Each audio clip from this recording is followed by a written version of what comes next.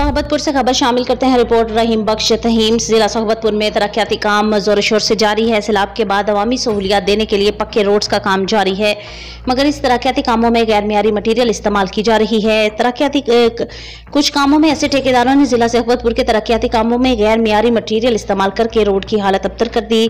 12 दिन गुजरने के बाद मांझीपुर टू लांगो गोट की रोड बनाई गई है, जो इंतहाई नाकिस मटीरियल इस्तेमाल करके रोड की हालत अबतर कर दी। रोड ऐसे बनाए गए जो इंतहाई अफसोसनाक है। अवाम ने वज़ीर आला बलूचिस्तान, सेक्रेटरी मवासलात और तामीरात के सेक्रेटरी और एक्सीएन सोहबतपुर से मुतालिबा किया है कि इस ठेकेदार के खिलाफ कार्रवाई की जाए, ताकि तामीराती काम में करप्शन करने वालों को बेनकाब करके अवाम के बजट को ज़ाया होने से बचाया जाए। बसूरत दीगर एहतजाज का दायरा महफूज रखते हैं।